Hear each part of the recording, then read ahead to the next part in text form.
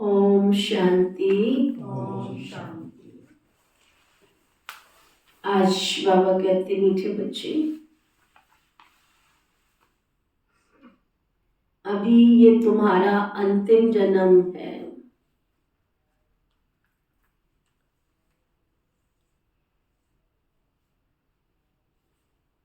खेल पूरा होता है,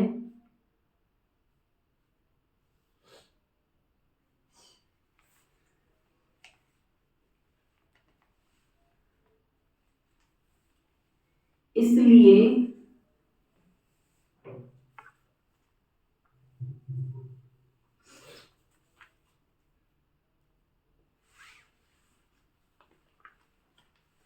पावन बन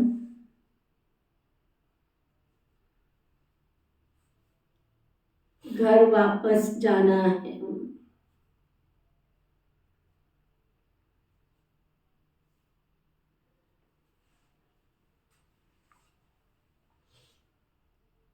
फिर सतयुग से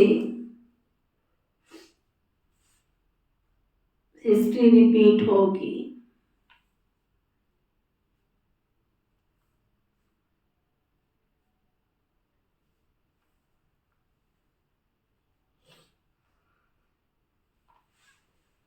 जब बाबा रोज स्मृति दिलाते हैं, अब घर जाना है, जाना है, और जाने के साथ फिर आना भी याद कराते हैं कि फिर से आना भी है।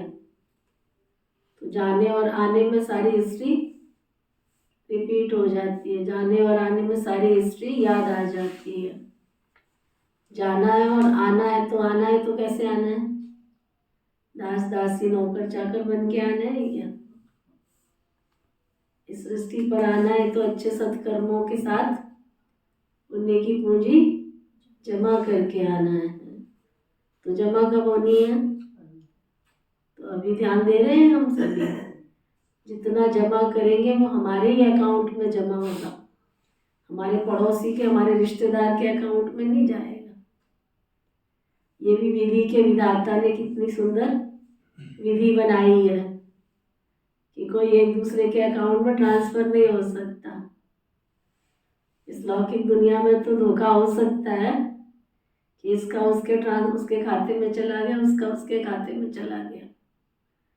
लेकिन बाबा की इस विधि में, भगवान की इस विधि में कभी भी ऐसा अनजाने में भी नहीं हो सकता है, धोखे से भी नहीं हो सकता है, जानबूझ के भी नहीं हो सकता, तीनों ही वजह से नहीं हो सकता। तुम चाहते हो कि तुम्हारा ट्रांसफर हो जाए सामने वाले के, तो भी नहीं हो सकता। कई बार बाबा कहते हैं बच्चे योगदान करो, मनसा सेवा करो। तो जब हम मनसा सेवा करते हैं, योगदान करते हैं, तो हमारा पुण्य बल्कि 1 का 10 गुना जमा हो जाता है, माइनस नहीं होता है ना?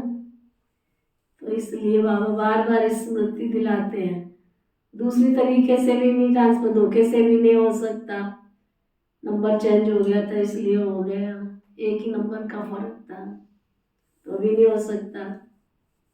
और तुम्हारे अकाउंट में कोई तुम्हारा दूसरा पड़ोसी डालना चाहे तो भी डाल नहीं सकता। किसी भी प्रकार की ईश्वर के अकाउंट में कोई हेरा फेरी नहीं है, कोई धोखाधड़ी नहीं है। इतनी सारी चीजें हमें पता है। जो कहते हैं हमें पता है वो हाथ उठा, देखो सोचने लग जाते हैं, क्योंकि अंतरात्मा कहती है ना कि जो हमें पता है वो भी हम कर नहीं रहे। अच्छा, फिर बाबा पूछ रहे हैं, घर बार संभालते हुए कौन सी कमाल तुम बच्चे ही कर सकते हो?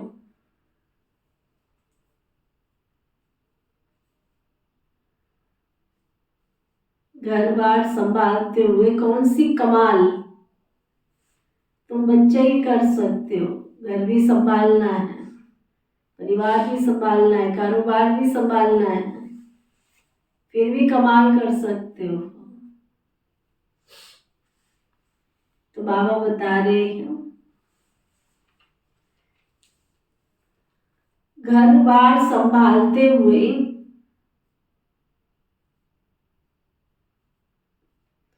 पुरानी दुनिया में रहते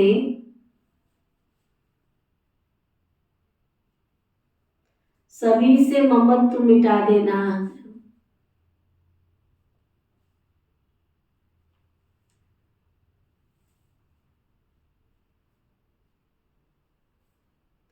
देह सहित जो भी पुरानी चीजें हैं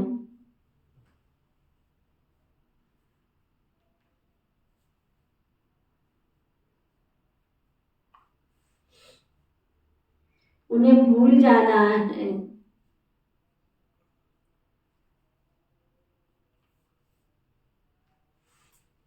ये है तुम बच्चों की कमाई, है ना। घर में रहते भी कितना बाबा ने हमें अनासक्त बना दिया है। फिर भी पहले जब आप आए थे बाबा के घर में, और अब धीरे धीरे धीरे धीरे धीरे हमारी वृत्तियां शांत होती चली जाती हैं। कमाल है ना ये। इसे ही सत्व प्रधान संन्यास कहा जाता है।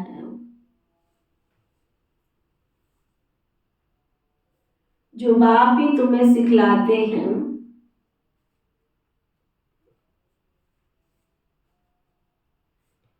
तुम बच्चे इस अंतिम जन्म में पवित्र रहने की प्रतिज्ञा करते हो,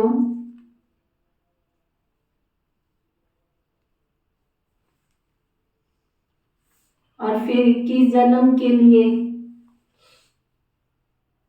तुम्हारी ये प्रतिज्ञा कायम भी हो जाती है। ये भी एक सुंदर विधि है। एक जन्म तुमने अभ्यास किया, देखो एक जन्म में भी कौन सा बचपन से आ गए, है ना।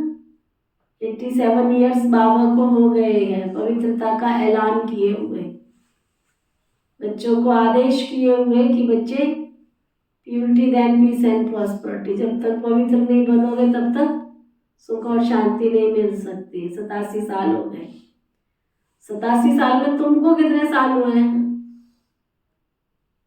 5 साल। फिर आप सोचो, 5 साल, 10 साल, 20 साल, 15 साल, 2 साल, और उतने समय में भी अगर हमने पवित्रता की प्रतिज्ञा की है तो वो पवित्रता की प्रतिज्ञा हमारी 21 जन्म तक के लिए कायम हो जाएगी। कितनी बड़ी अपॉर्चुनिटी है हमारे पास कि हम 21 जन्म के लिए कितना अपने आप को सशक्त और शक्तिशाली बना सकते हैं, कितना मूल्यवान बना सकते हैं, कितना गुणवान बना सकते हैं। तो तुम इस अंतिम जन्म में पवित्र रहने की प्रतिज्ञा करते हो, और फिर 21 जन्म के लिए ये पवित्रता तुम्हारी कायम हो जाती है। ऐसी कमाल और कोई कर ही नहीं सकता। गीत है, तुम ही हो माता पिता, तुम ही हो बंधु सखा, तुम ही हो, तुम ही माता हो, तुम ही पिता हो, तुम ही बंधु हो, तुम ही सखा हो। कितना अंदर से रूह को सुकून मिलता है। पहले माँ के लिए किसी और के पास, पिता के लिए किसी और के पास भटकना पड़ता था। कोई गुरु के पास जाओ, गुरुओं में भी फिर एक किया, फिर दूसरा किया, फिर तीसरा किया, भटकना पड़ता था। और बाबा ने इतना सुंदर संबंध याद करा दिया कि बच्चे मैं ही तुम्हारा ऑल इन ऑल हूँ, माता भी हूँ, पिता भी हूँ, बंधु भी हूँ, सखा भी हूँ, दोस्त भी हूँ, साथी भी हूँ, ऑल इन ऑल सब कुछ हूँ मैं तुम्हारा। कल एक महात्मा जी अपने शिष्यों को बता रहे थे, बताने का स्टाइल देखिए आप, है ना। और हम कहते हैं हमें भगवान मिला है, उस एवज में अपने आप को कंपैरिजन करना, चेक करना। बताने का तरीका, कहते हैं कि एक पतिव्रता जो नारी होती है ना, वो पर पुरुष की तरफ ध्यान भी नहीं रख सकती है, संकल्प में भी नहीं ला सकती। ध्यान तो बहुत दूर की बात है, लेकिन पर उस पर पुरुष के लिए वो सोच भी नहीं सकती है। उसको क्या कहा जाता है? पतिव्रता नारी। कहते आजकल तो मनुष्यात्मा में गुरु तो ऐसे बदलते हैं बात मत पूछो, भगवान तो ऐसे बदलते बात मत पूछो, है ना। कभी किसी को भगवान मान लेते हैं, कभी किसी को गुरु मान लेते हैं। अब डायरेक्टली तो कह नहीं सकते कभी किसी को गुरु मान लेते हैं, किसी को भगवान मान लेते हैं। तो ये कौन सी व्रता हुई? है ना, तरीके से कह दिया, तरीके से कह दिया, ये कौन सी व्रता हुई? तो आप जिस गुरु के प्रति आस्था रखते हो, विश्वास रखते हो, तो उस गुरु के प्रति व्रता बन करके दिखाओ, जैसे पतिव्रता नारी होती है। एक गुरु के सिवाय दूसरे किसी गुरु का ध्यान भी ना आवे, अगर ध्यान आता है तो वो गुरु व्रता नहीं हुआ। समझ में आया? कितने तरीके से कह दिया कि तुम इधर उधर मत भटको। और हम कहते हैं हमें भगवान मिला है, तो भी हमारी वृत्तियां, उनको तो केवल मनुष्य मिला है। आप देखो जो गुरु धारण करते हैं आज के युग में, कोई एक दूसरे के बीच में भटकना सुनना भी पसंद नहीं करते हैं। निजा दीदी ने प्रश्न पूछा, जो ज्ञान सुना रही थी किसी सभा में, कि आपके सामने भगवान हो, गुरु और मनुष्य हो, और आपको कहा जाए कि सबसे पहले किसका नाम लेना है, तो किसका लोगे? फट से एक माता कहती है गुरु जी का। क्यों? सही है वो अपनी जगह पर, क्योंकि उसको भगवान का पता ही नहीं है कि जिस गुरु जी को वो याद कर रही है, वो गुरु किसी और गुरु को याद करता है। जिस गुरु को तुम मान रही हो, वो गुरु किसी और से शक्ति लेता है। उस ईश्वर को मुझे याद करना है। अब वो गुरु तक केवल गोल गोल घूम रही है, तो क्या कहेगी? यही बोलेगी ना गुरु जी। तब बाबा ने आके पक्का कराया, सब गुरुओं में गुरु महान सच्चा सतगुरु शिव भगवान। शिव बाबा के बराबर कोई संसार का कोई गुरु हो ही नहीं सकता है। सब सत्यों में सत्य महान है ये, सब सत्यों में सत्य महान। सब गुरुओं में गुरु महान है ये, केवल एक सच्चा सतगुरु शिव भगवान। अब लोग मनुष्य आत्मा अपने आप में फंसा रही है। देहधारी व्यक्ति भला किसी का गुरु कैसे हो सकता है?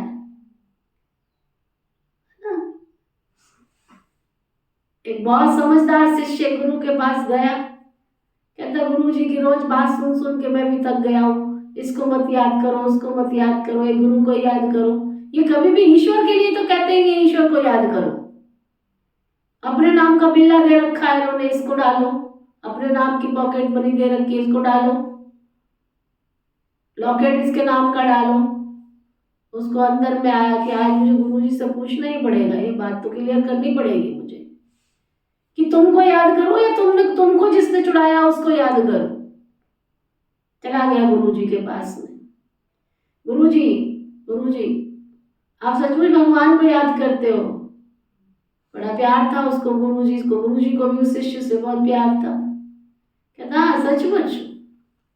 कहता गुरुजी एक प्रॉमिस कर दो मेरे साथ में, आज मैं जो कुछ आपके साथ करूंगा आप गुस्सा मत करना। गुरुओं को गुस्सा भी आ जाता है, श्राप भी दे देते हैं। बोला श्राप नहीं देना मुझे, गुस्सा मत करना, केवल मैं एक्सपेरिमेंट कर रहा हूं, मैं अपने प्रश्न का समाधान ढूंढने की कोशिश कर रहा हूं। बोला अच्छा करो। एक रस्सा ले आया था, कहता आज आपको बांधना है, आपको कोई बुरा तो नहीं लगेगा? गुरुजी को बांध दिया रस्से से, बड़ी नम्रता के साथ, अकड़ के साथ नहीं, बड़े प्यार के साथ, खेल खेल में गुरुजी को बांध दिया। और बांध करके दूर खड़ा हो गया और बोला गुरुजी एक बात बताओ, अब अपना रस्सा अपने आप खोलो, मैं नहीं खोलता। गुरुजी ने क्या कहा होगा? समझदार मूर्ख चंद, तूने बांधा है इसको तो तू ही खोलेगा, मैं कैसे खोल सकता हूं अपने आप को? तूने हाथ पैर सारे मेरे बांध दिए हैं तो मैं कैसे खोल सकते हो? आपको रस्सी बांध के डाल दे। तो कहता गुरुजी यही तो मुझे समझ नहीं आ रहा था इतने दिन से। आप कहते हो मैं संसार से तुम्हारी नैया पार लगा दूंगा, तुम्हारी नैया पार लगाने वाला कोई ऊपर है, दूसरा बैठा है, तुम कैसे नैया सबकी पार लगा दोगे? तो तुम्हारा ध्यान करना चाहिए या उसका ध्यान करना चाहिए? तो जो खुद रस्सियों में बंधा पड़ा है, जो कुछ देह के बंधनों में बंधा पड़ा है, देह की आसक्तियों में बंधा पड़ा है, देह के रिश्तेदार नातेदारों में फंसा पड़ा है, वो तुम्हें कैसे मुक्ति दिलाएगा? सुना? तो संसार में जो खुद जकड़ा पड़ा है, खुद बंधनों में फंसा पड़ा है, वो किसी को किसी से बंधनों से कैसे मुक्ति दिलाएगा? तो देह और देह के, तब गीता में कहा है अर्जुन, देह सही देह के सब संबंधों को भूल तू क्या कर, मामेकम शरणम ब्रज, मेरी शरण में आ जा। श्री कृष्ण अपनी शरण में नहीं बुला रहे हैं, मामेकम जो एक है ना, उस एक की शरण में आ जा। मन मनाव मध्या जीव, मामेकम शरणम ब्रज, मेरी शरण में आ जा। समझा? तो ये अंदर कंसेप्ट क्लियर हो कि सब गुरुओं में गुरु महान, सच्चा सदगुरु शिव भगवान। वो परमात्मा हमारा कौन है? वो परमात्मा हमारी माँ भी है, पिता भी है, बंधु भी है, सखा भी है, दोस्त भी है, सब कुछ ऑल इन ऑल है। ऐसे पिता परमेश्वर को हमें याद करना है। समझा? ओम शांति। बच्चों को ओम शांति का अर्थ बिल्कुल सहज समझाया जाता है। हर एक बात तो सहज सहज समझाई जाती। कितनी सहज है? सहज राजाई प्राप्त करते हैं, कहाँ के लिए? सतयुग के लिए। उनको जीवन मुक्ति कहा जाता है। वहां रावण का ये भूत होता ही नहीं है। कोई को क्रोध आता है तो कहा जाता है तुम्हारे में ये भूत है। अच्छा, बच्चों को समझाया है ओम का अर्थ है मैं आत्मा और मेरा शरीर। हर एक के शरीर रूपी रथ में आत्मा रथी बैठी हुई है। आत्मा की ताकत से ये रथ चलता है। अगर शरीर में आत्मा ना हो तो, और हम सारा दिन किसके लिए लगे रहते हैं? हाँ, सुबह सुबह से जब से उठते तब से लेके इस शरीर के लिए। और कहते क्या कहते बड़े प्यार से आगे, बहन जी टाइम नहीं है हमारे पास ना। जैसे बहन जी के लिए पुरुषार्थ करोगे तो कई तो बड़ी अकड़ से भी बोलते हैं, कई तो प्यार से बोलते हैं, कई तो अकड़ से बोलते हैं हमारे पास नहीं है टाइम ट्यून। अच्छा भाई, तो कोई बात नहीं है। तो बाबा कहते आत्मा की ताकत से, आत्मा की ताकत से ये शरीर चलता है। आत्मा को ये शरीर घड़ी घड़ी लेना और छोड़ना पड़ता है। ये तो बच्चे जानते हैं। भारत अभी दुखधाम है। आधा कलप पहले सुखधाम था। आलमाइटी गवर्नमेंट थी, क्योंकि आलमाइटी अथॉरिटी ने भारत में देवताओं के राज्य की स्थापना की। वहां एक ही धर्म था। आज से 5000 वर्ष पहले बरोबर श्री लक्ष्मी श्री नारायण का राज्य था। वह राज्य स्थापन करने वाला जरूर बाप होगा। बाप से उनको वर्षा मिला हुआ है। उनकी आत्मा ने 84 जन्मों का चक्र लगाया है। किसकी आत्मा ने? श्री लक्ष्मी श्री नारायण की आत्मा ने 84 का चक्कर लगाया है। भारतवासी इन वर्णों में आते हैं। अभी तो शूद्र वर्ण में है। शूद्र वर्ण के बाद फिर सर्वोत्तम वर्ण होता है ब्राह्मण वर्ण। ब्राह्मण वर्ण माना ब्रह्मा के मुख वंशावली। प्रजापिता ब्रह्मा के जरूर एडॉप्टेड बच्चे होंगे ना। बच्चे जानते हैं कि भारत पूज्य था, अब पुजारी है। बाप तो सदैव पूज्य, वो आते ही जरूर है पतितों को पावन बनाने। सतयुग है पावन दुनिया। सतयुग में पति पावनी गंगा ये नाम ही नहीं होगा, क्योंकि वो तो है ही पावन दुनिया। सभी पुण्य आत्माएं हैं, नो पाप आत्मा। सतयुग में सभी नो पाप आत्मा, कोई पाप आत्मा नहीं है। कलयुग में तो नो पुण्य आत्मा। कलयुग में कोई पुण्य आत्मा नहीं, सब पाप आत्माएं। बहुत अच्छी ब्रिजमोहन भाई जी ने एक बार क्लास कराया। बहुत इतना मजा आया क्लास करके कि कलयुग में कोई कैसे कह सकता है मैं पुण्य आत्मा हूं। बड़े अच्छे अच्छे एग्जाम्पल दिए। कहते मान लो तुमको किसी ने बोला, तुम्हारे ऊपर कोई ग्रहचारी चल रही है, तुमको बोला क्या कि जा करके तुम मछली को आटा डाल के आओ। कहीं बोलते हैं ना मछली को आटा खिलाओ तो पुण्य लगता है। बोला कभी तुमने जा करके देखा है? तुमने क्या किया? तुमको जिसने शिक्षा दी कि जाओ मछली को आटा डाल के आओ तो तुम्हारे पाप कट जाएंगे, गए तुम बड़े शौक से, तुमने सोचा ये पुण्य आत्मा इसलिए मुझे पुण्य आत्मा बनने का रास्ता बताया, तुमने मछली को आटा डाला। छोटी छोटी मछलियों को डालते हैं ना जा करके आटा। छोटी मछली को अभी तुम आटा डाल ही रहे थे, उसने खाया भी पूरा नहीं था, तो बड़ी मछली ने आके उस मछली को खा लिया। छोटी को बड़ी ने खा लिया। अभी बड़ी को छोटी ने खाया ही था, तब तक उसे बड़ी वाली ने आके उसको खा लिया। तो कहां से तुम्हारा पुण्य लगा बताओ? बड़ी ने छोटी को खाया तो उसने पाप किया या पुण्य किया? सोच में डूब गए हैं।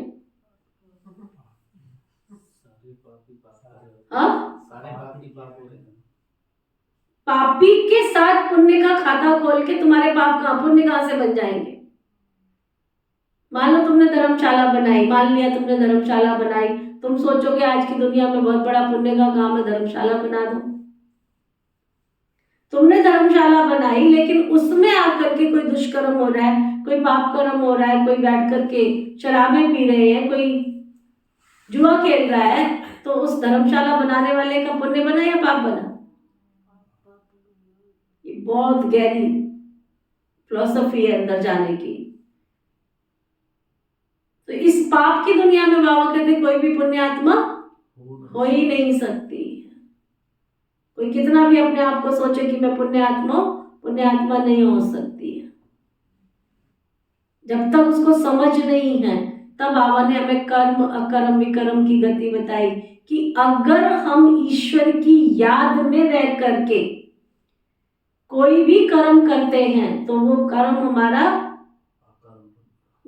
हमारा पुण्य की श्रेणी में चला जाता है।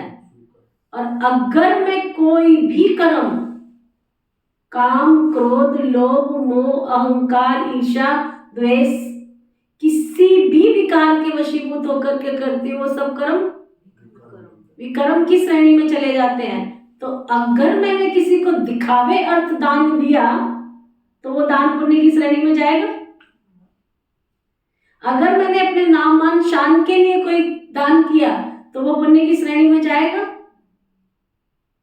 क्योंकि वहां पर क्या आया? ईगो, अहंकार आया कि मैं दानी आत्मा हूं। तो ये बात ये अर्जुन गीता में साफ लिखा है, तू कर्मों की फिलॉसफी को नहीं जानता, मैं ही आता हूं तब तुझे कर्म अकर्म विकर्म पाप कर्म सुकर्म की गति बैठकर समझाता हूं। तो वो बाबा बता रहे हैं बच्चे, इस पाप की दुनिया में कोई पुण्य आत्मा हो ही नहीं सकते हैं।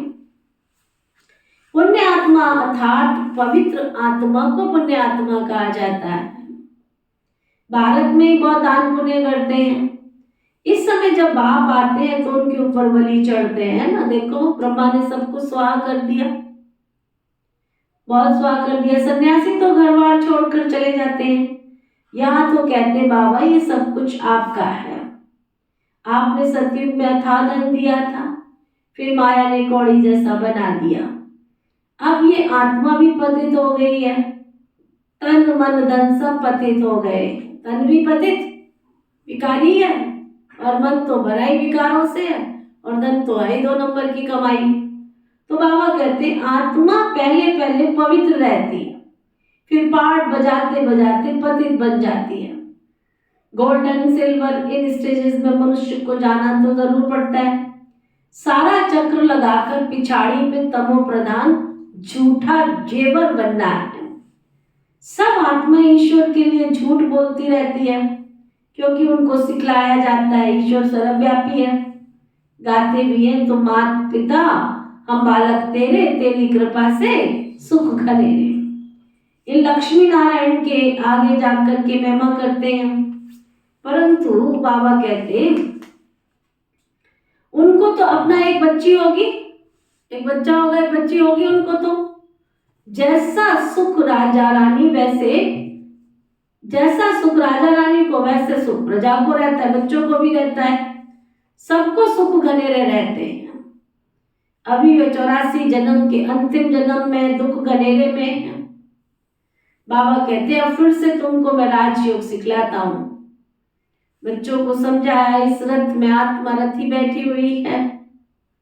कितना बाबा प्यार से समझाते हैं, इस रथ में आत्मा रथी बैठी हुई है। ये रथी पहले 16 कला संपूर्ण थी, अब 9 कला हो गई, अब इसमें कोई कला नहीं है। सुना?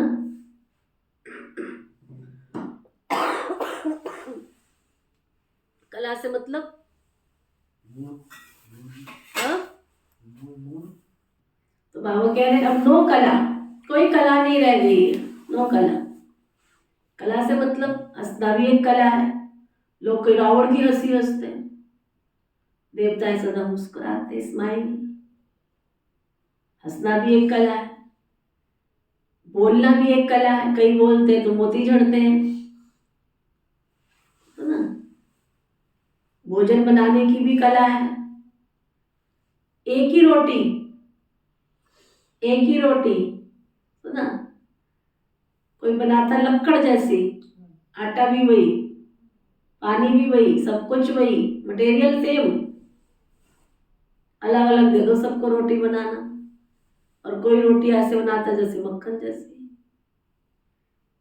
सुना? तो रोटी बनाने की भी कला भोजन में ही आ जाती है ना, भोजन बनाने की भी कला, सफाई करने की भी कला। कईयों की सफाई देखो शीश महल बन जाती, झुग्गी झोपड़ी भी, कईयों का महल भी झुग्गी झोपड़ी से भी बेकार होता है। सफाई करने की भी कला,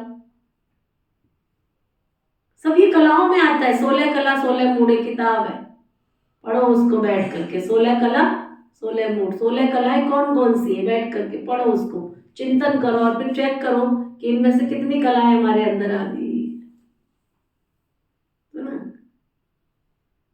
हर चीज की कला है। आर्ट ऑफ लिविंग सीखने जाते हैं, बाबा ने तो हमें सारी कलाएं सिखा दी हैं। जीवन जीना भी एक कला है, कैसे जीना है उस जीवन को, 16 कलाएं बाबा ने सिखाई। सारे दिन में मनुष्य 16 मूड चेंज करता है, सुना? आप एक एक घंटे में, एक एक मिनट में चेहरे की फोटो खींचो, एक जैसी आएगी? हाँ, जैसी मनोस्थिति होती है वैसी फोटो आएगी ना।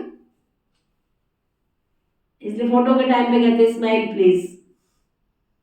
स्माइल प्लीज फोटो के टाइम पे चाहिए या 24 घंटे चाहिए? तो देवताओं वाली मुस्कुराहट तो वो बाबा कह रहे हैं अब तो मनुष्य में कोई भी कला नहीं है, 9 कला। आप देखो बाहर चप्पल उतारी है ना, तो चप्पल से पता चल जाता है कौन से मूड में आए हो आप। कईयों की चप्पल इतने सुंदर तरीके से उतरी हुई होती है, पता चलता है ये बाबा की याद में बड़े आराम से आया। कहीं चलते सड़क पे यहाँ तक आवाज आती है, चलना भी एक कला है। बड़ी शालीनता के साथ चलते हैं, चलते तो लगता है फरिश्तों की चाल है, हाल पूछो तो हाल खुशहाल और चाल फरिश्तों की चाल। तो वो बाबा बताते हैं अभी तो कलयुग में कोई भी कला नहीं रह गई है। कहते भी है मुझ निर्गुण हारे में कोई गुण नहीं, आप ही तरस पर हुई अर्थात रहम करो हमारे ऊपर। कोई में भी गुण नहीं है, बिल्कुल दुखी पतित है, तब तो गंगा में पावन होने जाते हैं, सतयुग में नहीं जाते। नदी तो वही है ना, बाकी हाँ ऐसे कहेंगे इस समय हर चीज तमो प्रधान।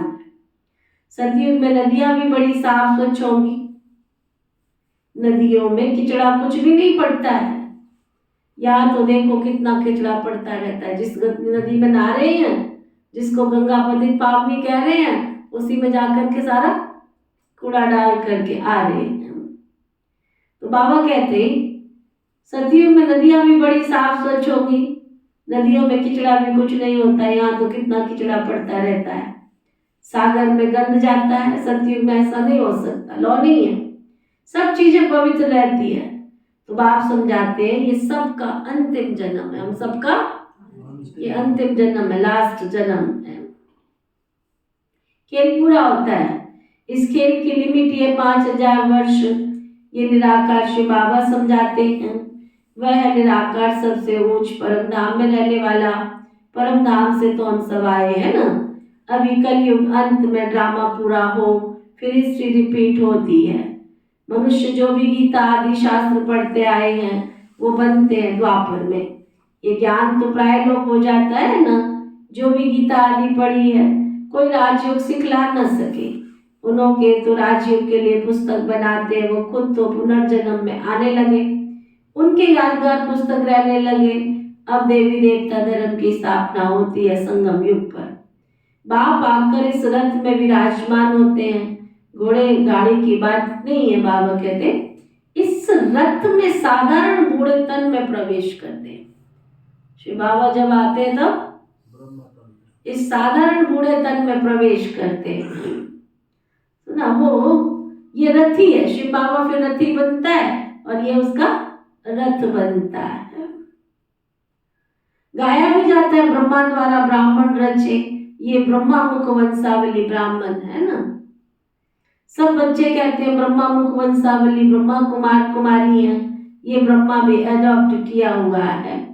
बाबा खुद कहते हैं मैं इस रथ का रथी बनता हूँ, इसको ज्ञान देता हूँ, शुरू में इनसे करता हूँ और फिर ज्ञान का कलश माताओं को देता हूँ। माता तो ये ठहरी ना, पहले पहले ये बनते हैं, फिर तुम इनमें वह विराजमान है।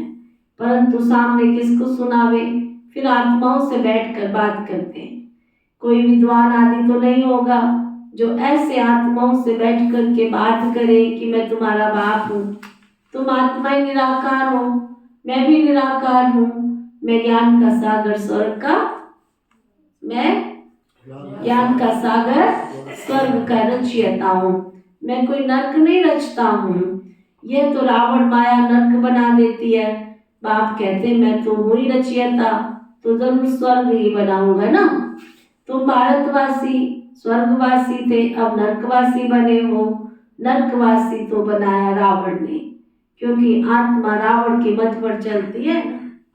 जो जिसकी मत पर चलेगा उसके जैसा बनेगा ना। तो रावण की मत पर चलने से रावण जैसे बन जाते हैं। इस समय तुम आत्माएं राम शिव बाबा श्री श्री की श्री मत पर चलते ना। इस समय तुम राम शिव बाबा, राम जो सब रामों में राम है ना। सीता वाले राम की बात नहीं चल रही है यहाँ पर। घट घट में बैठा उस राम की बात भी नहीं चल रही है, जो सब घट से न्यारा है, जो पार निर्वाण में रहता है राम। उस राम अवतार शिव बाबा को तुम याद करते हो, जो तुम्हें श्री श्री की श्रीमत देते हैं। बाबा कहते हैं अब सबका पार्ट पूरा हुआ, सब आत्माएं इकट्ठी हो गई हैं, सब आएंगे तो जब सब आएंगे तो फिर जाना भी शुरू हो जाएगा, फिर विनाश शुरू हो जाएगा। भारत में अब अनेक धर्म है, सिर्फ एक ही आदि सनातन देवी देवता धर्म नहीं है। कितने धर्म, कितने मठ, कितने पंथ, कितने। हाँ, कोई भी अपने को देवता नहीं कहते। देवताओं की महिमा भी गाई है, सर्वगुण संपन्न 16 कला संपूर्ण संपूर्ण निर्विकारी डबल अहिंसक मर्यादा पुरुषोत्तम। ये याद होना चाहिए ना, है ना। क्या सुनीता, देवताओं की महिमा पूरी सुनाओ, ये पता होना चाहिए ना। हाँ जी सुखविंदर, मर्यादा पुरुषोत्तम अभी सुनाया नहीं क्या मैंने? हाँ, तो पूरी महिमा सुनाओ। पक्का होना चाहिए, ज्ञान की कुछ कुछ बातें अंदर जानी चाहिए। हाँ जी सुमित्रा बहन, अगर आपको स्टेज पे बोलने को बोला जाए कि आप जरा देवताओं की महिमा सुनाओ तो कैसे सुनाओगे? हाँ जी हंसराज भाई। सर्वगुण संपन्न 16 कला संपूर्ण संपूर्ण निरंकारी मर्यादा पुरुषोत्तम अहिंसा परमोधर्म। सुना, ताली बजाओ। सर्वगुण संपन्न 16 कला संपूर्ण। देखो पहले आता है गुण संपन्न, यानी संसार के जो 36 गुण माने जाते हैं ना, वो देवताओं में सारे गुण थे। तभी तो श्री लक्ष्मी श्री नारायण विष्णु पालन करता कहा जाता है ना। तो सर्वगुण संपन्न। फिर कलाएं आती हैं, संसार में रहना कैसे, खाना कैसे, पीना कैसे, व्यवहार की भी कला होती है। तो ये सारी कलाएं, तो सर्वगुण संपन्न के बाद 16 कला संपूर्ण, इसलिए चंद्रमा की 16 कलाएं दिखाते हैं।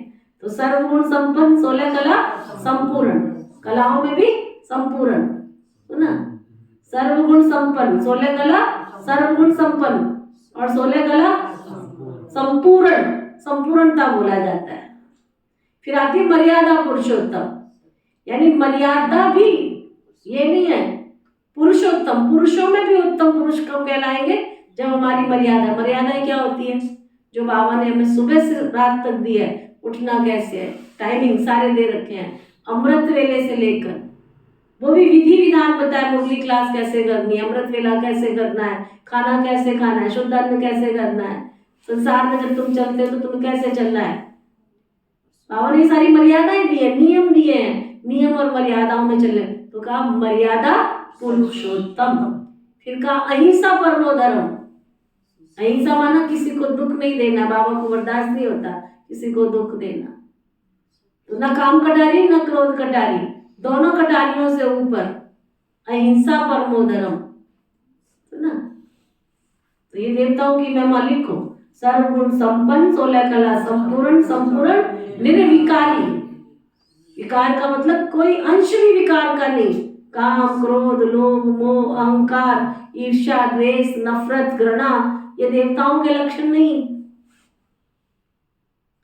है ना। सर्वगुण संपन्न, 16 कला संपूर्ण, संपूर्ण निर्विकारी। फिर आता मर्यादा पुरुषोत्तम, डबल अहिंसक, डबल अहिंसक मर्यादा पुरुषोत्तम। सुना, ये लिखो, पक्का करो, अपनी महिमा को रोज पक्का करो, ये मेरी महिमा है।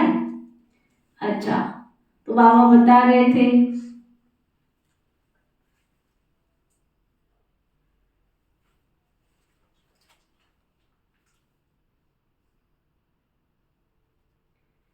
माया तुम्हें नरकवासी बना देती, बाप आकर के स्वर्गवासी बनाते हैं, ये रावण का राज्य है ना। तो बाप आकर के बताते देवताओं की महिमा कितनी गाई जाती है, सर्वगुण संपन्न, 16 कला संपूर्ण, संपूर्ण निर्विकारी, डबल अहिंसक मर्यादा पुरुषोत्तम। फिर अपने को कहेंगे हम नीच है, हम पापी हैं। जो सतो प्रधान पूज्य थे वही आकर के तमो प्रधान पुजारी बन पड़ते। द्वापर से रावण का राज्य शुरू होता है, राम राज्य ब्रह्मा का दिन, रावण राज्य ब्रह्मा की रात। अब आप कब आए, जब ब्रह्मा की रात पूरी हो तभी तो आवे ना। और इसी ब्रह्मा के तन में आए तब तो ब्रह्मा से ब्राह्मण पैदा हुए, उन ब्राह्मणों को राजयोग सिखलाते हैं। आप कहते हैं जो भी आकारी साकारी निराकारी चित्र हो उनको तुम्हें याद नहीं करना है, तुमको तो लक्ष्य दिया जाता है ना कि मनुष्य को तो चित्र याद करते रहते हैं। बाबा कहते हैं चित्रों को देखना बंद करो, ये सब भक्ति मार्ग की बातें हैं ना। अभी तो तुम आत्माओं को वापस अपने घर जाना है, मेरे साथ वापस जाना है। सिर पर पापों का बोझ बहुत है, ऐसे नहीं गर्भ जेल में हर जन्म के पाप खत्म हो जाते, ऐसा नहीं, कुछ खत्म हो जाते कुछ रहते हैं। अब मैं तुम्हारा पंडा बनकर आया हूँ, इस सभी आत्माएं पाप सब माया की मत पर चलती रहती है। परमात्मा सर्वव्यापी कहना ये क्या है? दीदी गर्भ जेल में कैसे पाप कम हो जाते हैं? सजा भोगते हैं ना। सजाएं कैसे कम हो जाती हैं? सजाएं कम हो जाती है, कम हो जाती है।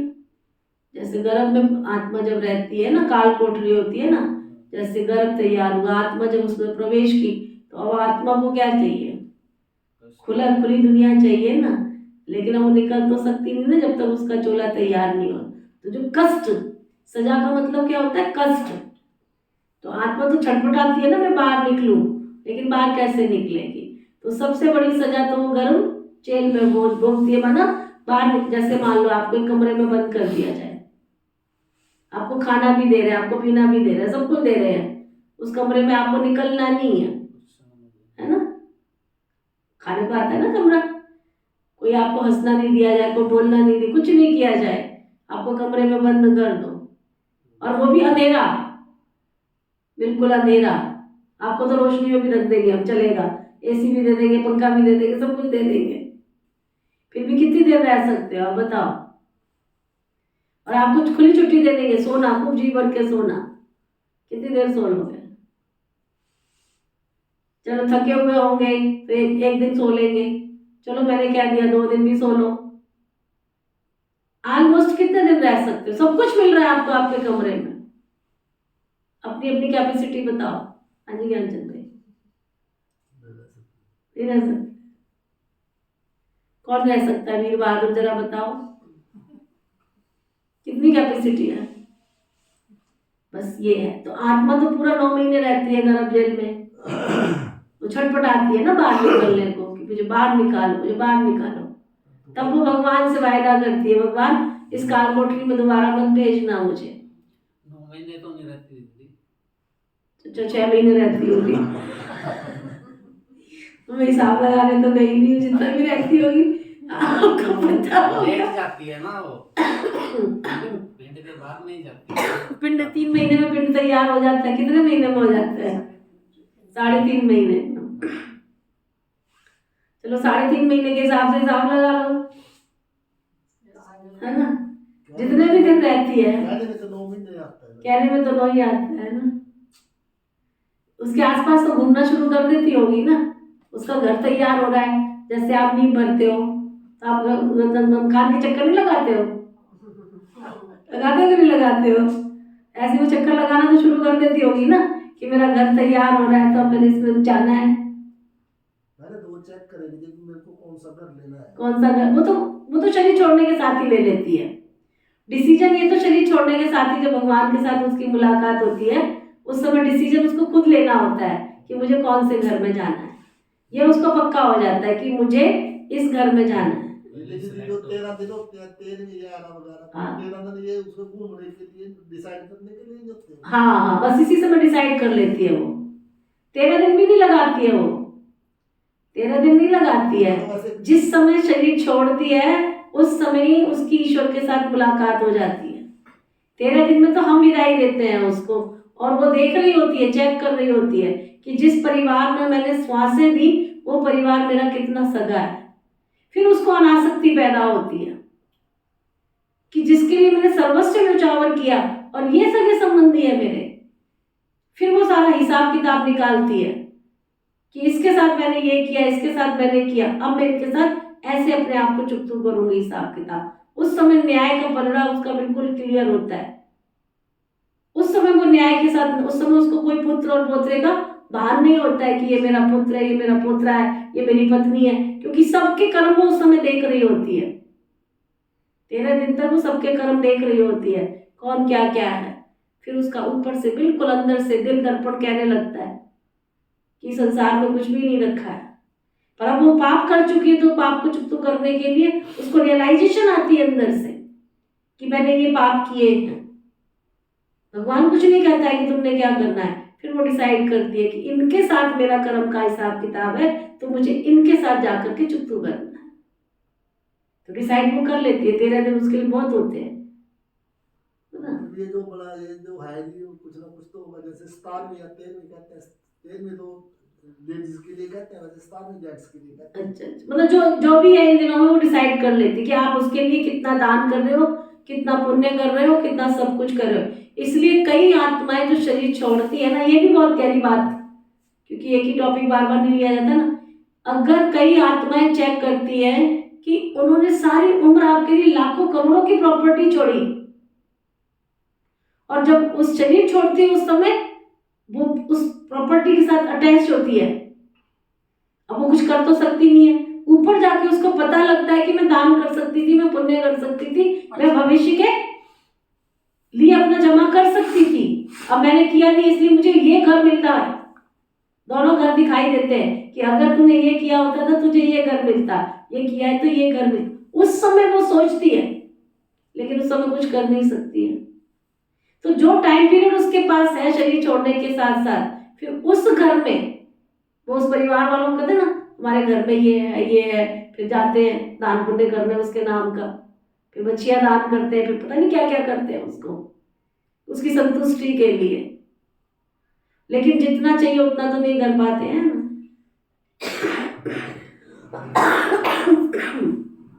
इसलिए बाबा कहता है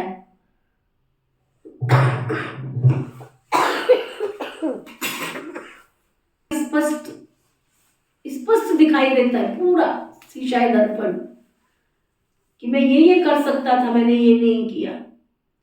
अब उस परिवार वालों को रियलाइजेशन कराने के लिए वो कुछ ना कुछ आत्मा करती भी है, फिर उनको लगता है, फिर उसके नाम से दान पुण्य करते हैं। दीदी फिर वो उसको उस आत्मा को लगता हाँ, है उस आत्मा को लगता नहीं है, लगता नहीं है, लेकिन वो सेटिस्फाइड होती है कि चलो कुछ तो कर रहे हैं, खुद ही नहीं खाए जा रहे हैं। बहुत हमारी लौकिक माता जी है ना, उनके पास में एक परिवार आया, उसकी बेटी को इतनी परेशानी थी, इतनी परेशानी थी। मेरी माता, मेरी लौकिक मदर जो है, उसको सफा कह लो, योगिन है वो आत्मा, सुबह उठती है, योग करती है, उसके सामने बैठी, उसको लेकर के बैठी, भोग लगाया बाकायदा, लेकर के बैठी, और उसको पूरा स्पष्ट रीति से दृष्टि दिया, बहुत पावरफुल दृष्टि दिया, योग कराया उसको, योग करा के दृष्टि दिया। फिर उसके नाम से उसको जिसका पति ने शरीर छोड़ा ना, उसके परिवार वालों ने उसको एक तरह से निष्कासित कर दिया था। उसका एक बेटा, 2 बेटे थे, एक बेटे के नाम सारी प्रॉपर्टी कर दी, और जिसकी घरवाली का पति शरीर छोटा बना, समझो उसके नाम से कुछ भी नहीं, कुछ भी नहीं। फिर पूरे परिवार में सारा समझौता किया गया, बताया गया, ये सारी बातें। फिर उसके नाम से निकालना शुरू किया, पूरा महीने का जो भी है, भोग लगाना, विधि बनाना, सब कुछ किया, सब कुछ ठीक हो गया, और आज तक बंद नहीं किया उसने, बंद नहीं किया,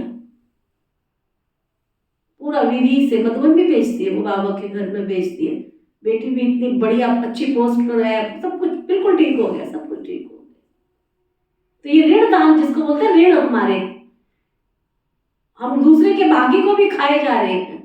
जब हम उसके भाग्य का देना शुरू कर देते तो वो सेटिस्फाइड हो जाती है, मुझे तो नहीं लग रहा है, लेकिन मेरा जो धन है वो सही जगह पर लग रहा है, उसको तो नहीं मिलेगा, उसके उसके उसके अकाउंट में तो नहीं जा रहा है। इसलिए जितना हो सके, हमें पता है कर्मों की फिलॉसफी, मैं करूंगा तो मेरे अकाउंट में जाएगा, तो क्यों ना मैं जीते जी अपना करके जाऊं, नहीं तो मरने के बाद तो ऊपर जाके दिखाई देगा ही देगा ना। तो बाबा कहते गर्भ जेल में हर जन्म के पाप खत्म हो जाते हैं, कुछ खत्म तो हो जाते हैं, कुछ रह भी जाते हैं। अब मैं पंडा बनकर आया हूं, इस समय सब आत्मा माया की मत पर चलती रहती है, परमात्मा सर्वव्यापी कहना, ये माया की मत ही तो है। कभी कहते सर्वव्यापी, कभी कहते 24 अवतार लेते हैं। बाप कहते मैं सर्वव्यापी कहाँ हूं, मैं तो हूं ही पतित पावन स्वर्ग का रचयिता। मैं बीच में एक बात और कहती हूँ, हमारे परिवारों के बीच में ऋण होते हैं, जो हमारी हिंदू संस्कृति में सबसे बड़ी आदि सनातन देवी देवता धर्म की संस्कृति है हमारी, और हर एक नियम जो बने हुए हमारे इस हिंदू संस्कृति के अंदर, हर चीज के पीछे लॉजिक है। सुना, जो हमारे यहाँ लेन देन का सिस्टम बना हुआ है, ये हमारे ऋण होते हैं, ऋण, और उस ऋण को हम नहीं चुकाएंगे तो हमारे कर्जदार बन जाते हैं। हमें ऋण चुकाना बहुत जरूरी है। ये लेन देन की जो प्रथा हमारे घरों में, तुम्हारे घर पर कोई आया खाली हाथ थोड़ी आया, जो सगन देने का सिस्टम चला, ये क्यों चला? इससे समाज की विधि चलती है, घर परिवार का व्यवहार चलता है। हमारे ऋण होते हैं, उन ऋणों को जो दिन आते हैं ना, इस ऋण पे ये दान करो, इस पर ये करो, इस पर ये करो, हमारे ऋषि मुनियों ने हमारे ऋण दान से मुक्ति के लिए उपाय बताए। अब हम बाबा के बच्चे बन जाते तो ना तो ज्ञानी रह जाते, ना ज्ञानी रह जाते। हम कहते हैं ये तो फालतू की सौदे, फालतू के सौदे नहीं है। अब हमें समझ आई तो हम बाबा के घर में करते। इसलिए कई भाई बहन पूरा विधि से, मान लो मकर संक्रांति आई, दुनिया में दान पुण्य की रिवाज है, तो इसका मतलब ये थोड़ी एक माता आई निजा के पास में, उसी में आटा लेके आ गई, उसी में चावल डाल के गए, उसमें रोटी, ये कौन सा दान करने का तरीका है? तुम जैसी भावना से ईश्वर को दोगे, वैसी भावना से तुम्हारे पास आएगा।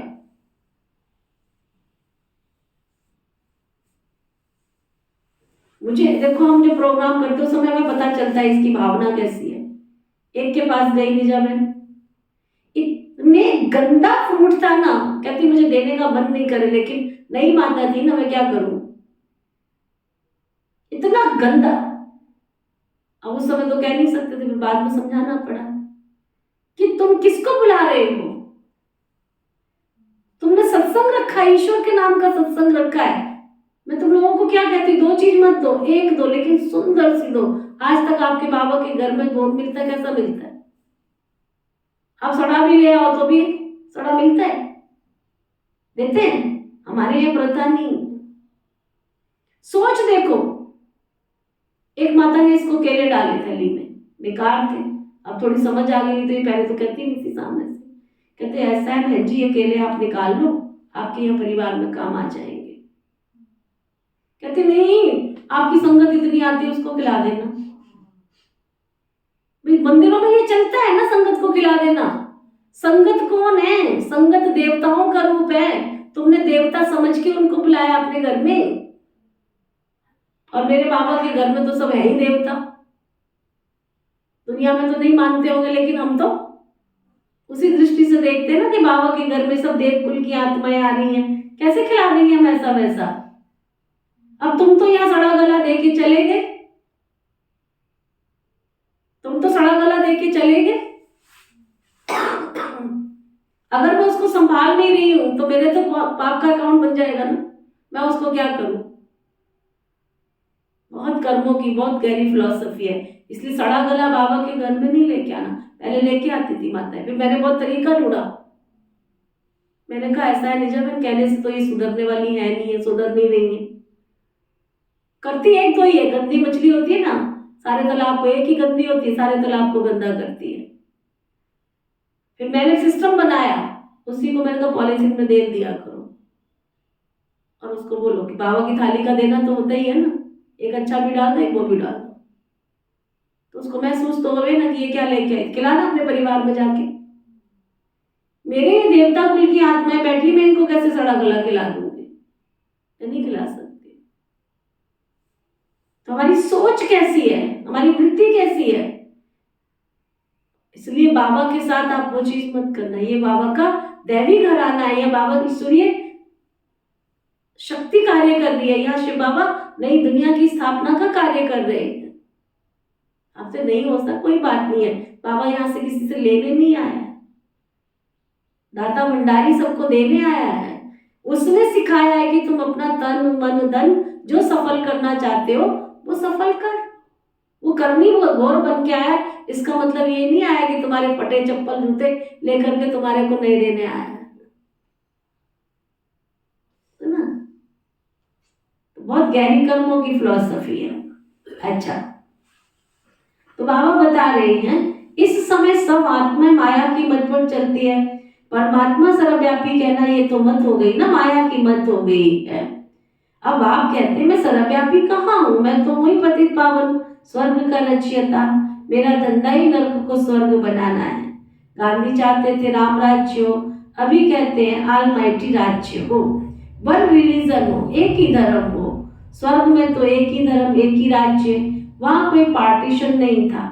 बाप कहते हैं मैं यूनिवर्स का मालिक नहीं बनता हूँ, तुमको बनाता हूँ मैं सारी दुनिया का मालिक। फिर रावण आकर तुमसे राज्य छीनता है। अभी है सब तमो प्रधान पत्थर बुद्धि, सतयुग में है पारस बुद्धि। ये बाबा समझाते हैं, रथी बैठे हैं, आत्मा ही तो बात करती है ना, तो इनकी आत्मा सुनती है। कहते हैं बच्चे कोई भी चित्र को नहीं देखो, मामी कम याद करो, बुद्धि योग ऊपर लटकाओ, जहां जाना है उनको याद करना है, एक बाप दूसरा न कोई, वही सच्चा पातशाह है, सच सुनाने वाला है। तो तुम्हें कोई भी चित्रों का सिमरन नहीं करना है। ये चित्र जो है शिव बाबा का ध्यान इन चित्रों से थोड़ा ही होता है। शिव तो ऐसा है ही नहीं है जैसा तुमने बना रखा है। जैसे हम आत्मा है वैसे परमात्मा भी ज्योति बिंदु है। जैसे आत्मा प्रकृति के बीच में रहती है ना, वैसे बाबा भी कहते हैं मैं भी थोड़ी सी जगह लेकर बाजू में बैठ जाता हूँ। किसके बाजू में? हमारे बाजू में बैठ जाता है। रथी बन इनको बैठ करके ज्ञान देता हूँ। इनकी भी आत्मा, इनकी भी कहते हैं थोड़ी जगह आत्मा, इनकी आत्मा में ज्ञान नहीं था, पतित थी। जैसे इनकी आत्मा रथी बोलती है ना शरीर से, वैसे मैं इसमें ऑर्गन से बोलता हूँ। नहीं तो सबको समझाऊं कैसे? ब्राह्मण रचने के लिए ब्रह्मा तो जरूर चाहिए ना। जो ब्रह्मा फिर नारायण बनेगा। अभी तुम ब्रह्मा के औलाद हो, फिर सूर्यवंशी श्री नारायण घराने में आ जाएंगे। बच्चों को समझाए ये शास्त्र आदि सब भक्ति मार्ग के हैं, और फिर से यही बनेंगे जो पढ़ते पढ़ते तमो प्रधान बन जाते हैं। सतयुग से त्रेता हुआ, त्रेता से द्वापर, कलयुग हुआ, पतित बने तब तो पतित पावन बाबा करके हमको पावन बनाएंगे ना। शास्त्र किसको पावन बना न सके। अभी तो बिल्कुल ही कंगाल बन पड़े हैं, लड़ते झगड़ते रहते हैं, बंदर से भी बदतर बन गए हैं। बंदर में 5 विकार बहुत कड़े होते हैं। देहंकार भी बंदर जैसा और कोई में नहीं होता। काम, क्रोध, लोभ, मोह सब विकार बंदर में ऐसे होते हैं ना, बात मत पूछो। बच्चा मरेगा ना तो उनकी हड्डियों को भी छोड़ेंगे नहीं। मनुष्य भी आजकल ऐसे है, बच्चा मरा तो 6-8 मास रोते रहेंगे। सतयुग में ऐसे अकाले मृत्यु किसी की होती नहीं है। न कोई रोते पीटते हैं, वहां कोई शैतान होते ही नहीं है। बाप इस समय बच्चों से बात कर रहे हैं, किसी अज्ञानियों से बात नहीं कर रहे, बाबा अपने बच्चों से बात कर रहे हैं। बल घरवार भी संभालो, उसमें रहते हुए भी ऐसे कमाल करके दिखाओ जो सन्यासी भी नहीं कर सके। देखो लोगों को प्रभाव तो पड़ता है ना, कितना प्रभाव पड़ता है। देखो हमारे गुप्ता जी ने भाषण दिया, कमलेश भाई जी ने, है ना, उसके भाषण का प्रभाव पड़ा ना वेदी जी के ऊपर, कि देखो ये गृहस्थ में रहते हैं और उन्होंने पूरा ध्यान से सुना। तो गृहस्थ में बाबा कहते कोई कमाल करके दिखाओ ना। 30 साल हो गए आज कमलेश गुप्ता जी को, और पूरा उन्होंने इस बाबा के घर की सेवाएं आसपास सभी बहनों को सहयोग दिया, सेंटर को स्टेब्लिश करने में सब जगह सहयोग दिया अपना।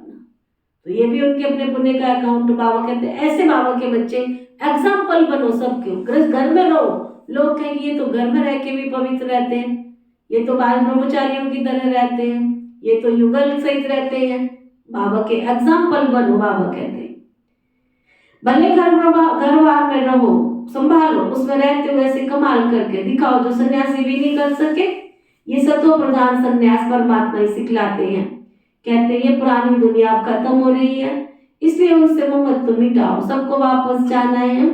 देश से जो भी पुरानी चीजें हैं बच्चे उनको भूल जाओ। ये 5 विकार तुम मुझे दे दो, मैं तुमसे और क्या मांगता हूँ, तुमसे कुछ थोड़ा ही मांगता हूँ, यही कहता हूँ ना बच्चे, 5 विकार दे दो। अगर पवित्र बनेंगे तो पवित्र दुनिया में आएंगे, अगर अपवित्र बनेंगे तो पवित्र दुनिया में आ नहीं सकेंगे। इसलिए मैं बार बार तुमको कहता हूँ, बाप से प्रतिज्ञा करो इस अंतिम जन्म के लिए, फिर पवित्रता कायम हो जाएगी। 63 जन्म तो विकारों में गोते खाकर एकदम गंदेपन पड़े हो ना, अपने धर्म को अपने कर्म को भूल गए हो। हिंदू धर्म कहते हो, बाप कहते तुम बिल्कुल बेसमझ बन गए हो। क्यों नहीं समझते हो कि भारत ही स्वर्ग था, हम ही देवता थे, मैंने तुमको राजयोग सिखाया था। तुम फिर से कहते हो श्री कृष्ण सभी का बाप, स्वर्ग का रचयिता है। बाप तो निराकार सभी आत्माओं का बाप है, फिर उनके लिए कहते हो सर्वव्यापी। तुम अपने बाप को गाली देते हो, शिव शंकर को मिला दिया, कितनी बड़ी गिलानी कर दी है। अरे शिव तो परमात्मा है ना, कहते मैं आता ही देवी देवता धर्म स्थापन करने। फिर विष्णु के 2 रूप श्री लक्ष्मी श्री नारायण राज्य करेंगे। मैं सचखंड स्थापन करने वाला सच्चा सतगुरु हूँ ना। ये अंदर जानी चाहिए भेजे में, हमारे बात हमारी बुद्धि में बैठनी चाहिए क्या, कि एक शिव बाबा ही है जो सच्चा सच खंड स्थापन करने वाला है, वही सच्चा सतगुरु है ना। सब गुरुओं में गुरु महान, सचखंड स्थापन करने वाला सच्चा सतगुरु शिव भगवान। वह रथ में रथी है।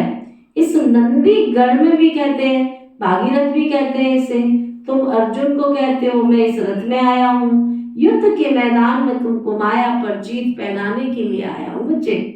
सतयुग में न रावण होता है ना उसको जलाते हैं, अभी तो रावण को जलाते ही रहते हैं, जलाते रहेंगे जब तक रावण मरेगा नहीं तब तक जलाते रहेंगे। अच्छा, मीठे मीठे सिखे लदे बच्चों प्रति माता पिता बाप दादा का याद प्यार और गुड मॉर्निंग। रूहानी बाप की रूहानी बच्चों को नमस्ते। हम सब रूहानी बच्चों की दिल व जान सिख व प्रेम से नमस्ते नमस्ते नमस्ते जी। धारणा के लिए मुख्य सार, कोई भी चित्र का सिमरन नहीं करना है।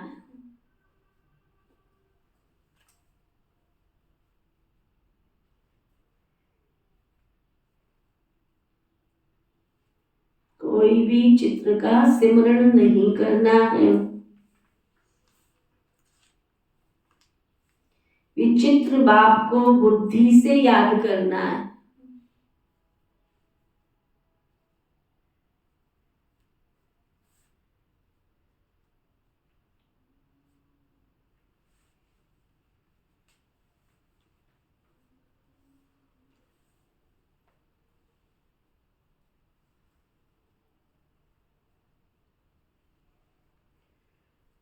बुद्धि योग ऊपर लटकाना है।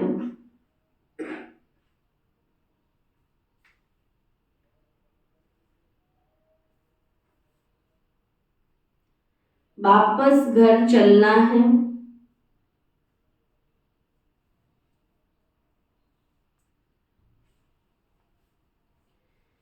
इसलिए देह सहित सब पुरानी चीजों से ममत्व निकाल देना है।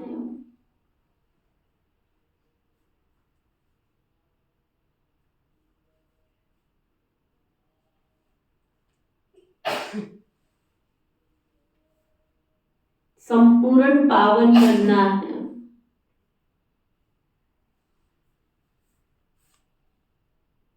वरदान, सतगुरु प्यारे बाबा का वरदान। बहुत सुंदर बाबा वरदान दे रहे। बाप के राइट हैंड बन। बाप के राइट हैंड बन। क्या सुन रहे हो? बाप के राइट हैंड और बोल क्या रहे हो? बोल क्या रहे हो?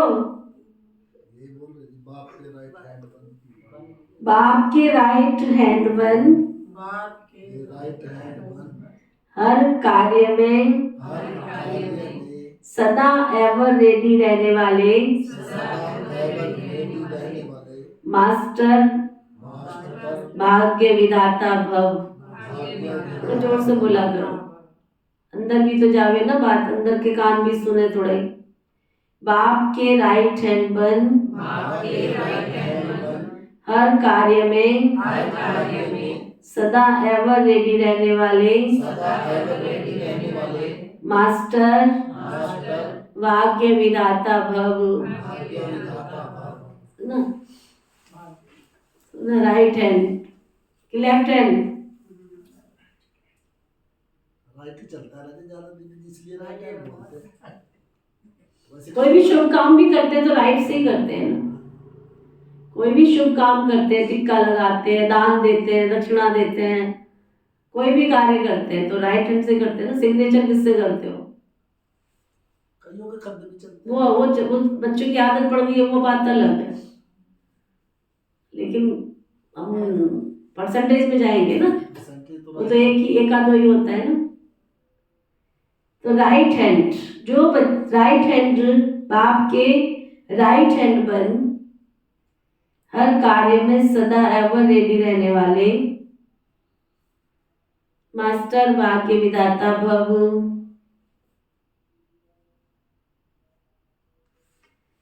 जो बच्चे राइट हैंड बन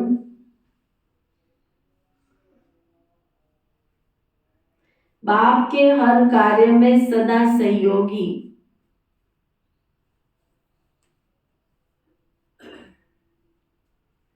सदा एवर रेडी रहते हैं,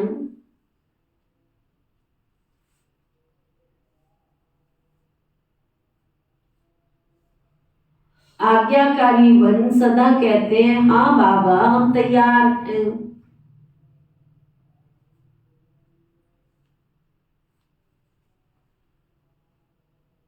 बाबा भी ऐसे सहयोगी बच्चों को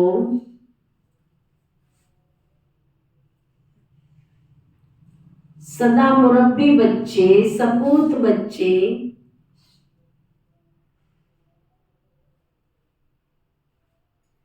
विश्व के श्रृंगार बच्चे कहकर मास्टर वरदाता और भाग्य विधाता का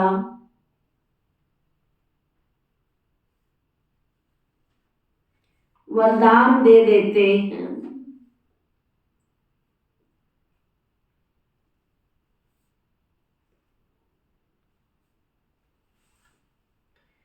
ऐसे बच्चे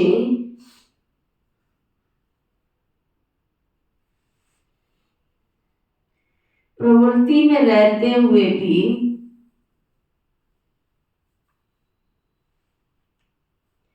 प्रवृत्ति की वृत्ति से परे रहते, ऐसे बच्चे प्रवृत्ति में रहते हुए भी, भले घर में रहते हैं, प्रवृत्ति में रहते हैं, फिर भी प्रवृत्ति की वृत्ति से परे रहते हैं। व्यवहार में रहते, अलौकिक व्यवहार को सदा ध्यान में रखते। स्लोगन: हर बोल और कर्म में सच्चाई सफाई हो,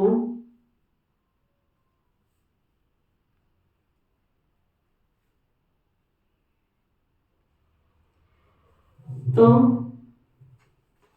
हर बोल में सच्चाई सफाई हो तो प्रभु के प्रिय रतन बन जाएंगे।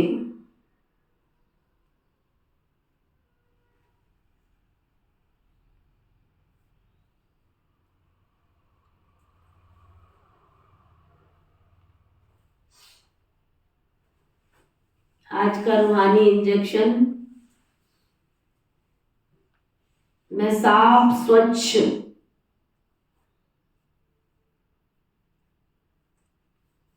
बाप का राइट हैंड आत्मा हूं।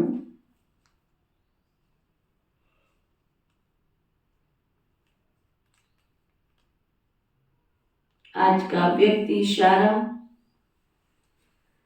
संपूर्ण प्रत्यक्षता का नगाड़ा बजाने के लिए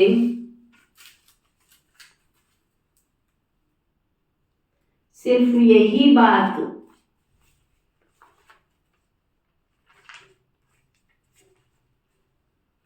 विशेष अंडरलाइन करनी है।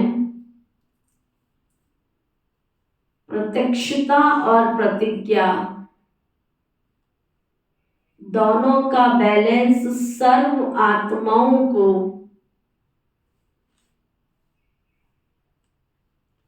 बाप दादा द्वारा ब्लेसिंग प्राप्त होने का आधार है।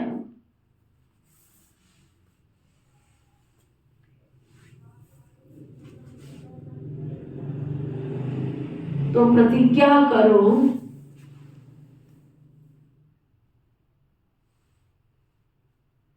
कि कभी भी किसी भी हालत में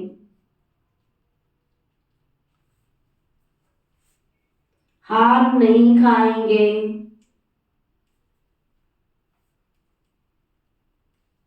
परमात्मा गले का हार श्रृंगार विजयी रतन बनेंगे।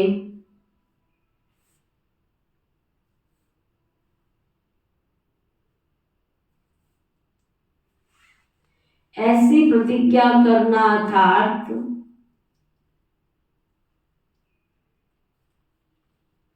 प्रत्यक्ष सबूत देना ही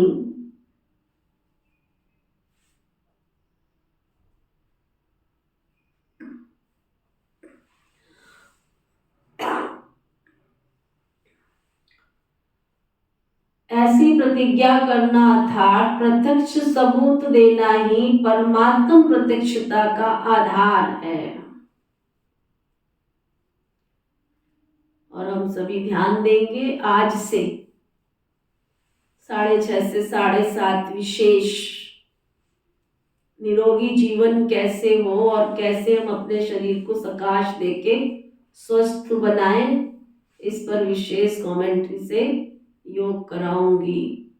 कोशिश ये है कि 21 दिन तक इस अभ्यास को हम करेंगे। बाकी बाबा की इच्छा, बाबा क्या चाहते हैं और कैसे करवाते हैं। मेरा अपना संकल्प है कि 21 दिन हम खुद भी स्वस्थ रहें और दूसरों को भी स्वस्थ होने की सकाश और दृष्टि देते रहें। तो शाम को 6:30 से 7:30 ऐसा हम अभ्यास करेंगे। जो ऑनलाइन करते हैं वो ऑनलाइन अनुभव कर सकते हैं, नहीं तो कमेंट्री रिकॉर्डिंग आपको मिलेगी। बाद में भी बैठ के अपना टाइम निश्चित करके ऐसा अभ्यास करेंगे। ओके, ओम शांति।